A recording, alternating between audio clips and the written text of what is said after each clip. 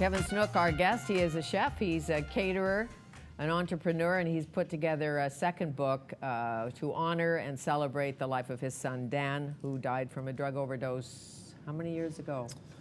Four and a half years ago. Yeah. So, to these chefs, how did you convince them to do this? Well, to be honest, it didn't really take a lot of convincing at all. I sent them a copy of the first book, and that really sold them, I think. They felt to be in company of their fellow colleagues and people that they probably respect as well. It was a no-brainer, really. Now, do you know them personally, or do you know some of them personally? I know some of them personally, and some of them I respect, you know, their beliefs and what they've achieved in their careers. So what about this Al Brown guy from New Zealand who cooks Blackfoot abalone? Yeah, abalone, I think, is still endangered in Canada, I believe. Certain parts of the world you can harvest it and cook it. Al Brown, he's so passionate about seafood, and he just lives and breathes it, really. Sure. And he's one of the best chefs in New Zealand today. Really? Yeah. And he also serves that abalone according to the recipe with crispy pork belly. Yeah. So he must like that too. Yeah, yeah. Daniel Boulou, who was here, he restarted Lumiere and DB Bistro, and now he's gone back to New York, but French-born, highly successful chef. Highly successful. He's got a huge heart. He's a great guy and very, very busy man. No kidding. He had Obama on his cell phone last time he was here. He said, "Want to see who was in the restaurant?" I said, "Really? That's good." I did say to him when I last saw him to make sure you put me on your Twitter. So I'm sure his Twitter site must be huge.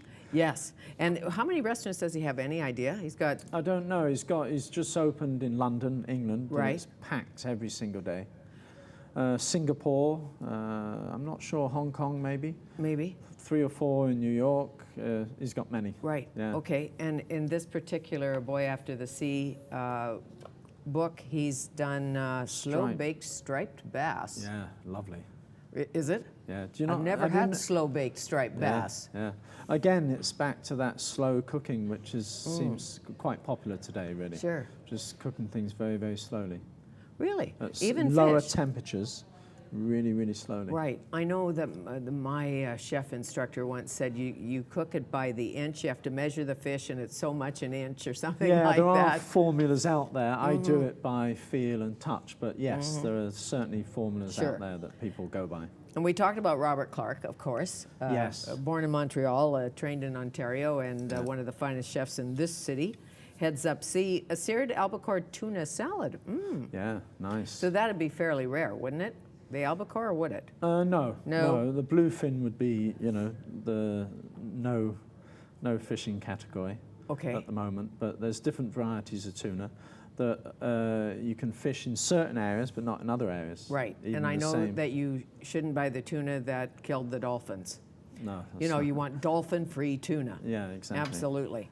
And Robert Clark, as you know, spearheaded the sustainable fish movement. Absolutely. Here, He's still at the forefront of it. I believe he got an award yesterday or something in Boston or somewhere. Something related to seafood, but I was only told that information this morning, so I don't know exactly what award he got. Okay. So take me to Dorset. The chef for the Fat Duck Group, Ashley Palmer Watts. Do you know him? Ash is a good friend, yeah. Okay. He's Heston Blumenthal's right arm, basically. So anything Heston does, Ash is immediately behind, and he's just opened dinner at Heston Blumenthal, which is the new restaurant in London. So they now have a venue in London. How are the prices in London these days? Expensive. Very. But again, it's packed. You wonder, you know, whether there's a recession on or not, because it's packed. Yeah. Well, in some parts of the world there are some money difficulties, but not everywhere for sure. I bet not in Mustique. Well, I think. Did you get back there ever? Yeah, I was there at Christmas time. Yeah, I still go back. Yeah. And Wells and Kate have a place there. I think. No, they've. Didn't Margaret or somebody or the Queen, they bought some acreage there. Where's Villa Hibiscus?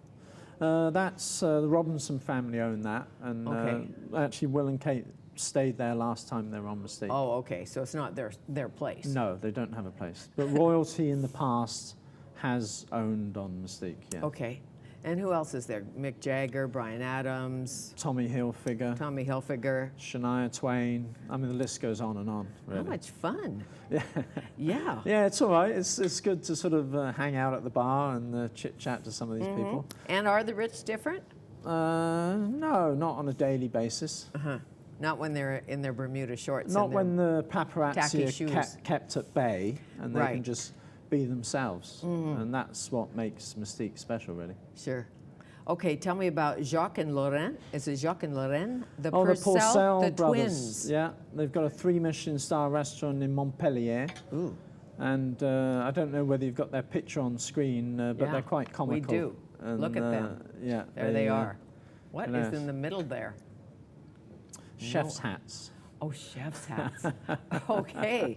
Well, of course. So that shows you their humour. But they're also extremely busy, got different restaurants around the Sure. world. You know? Okay. Have you been to Rouge in Calgary? No, but I'm going in August. Oh, great, because he's got a recipe in here. Rogalski, Yes, the chef. yeah.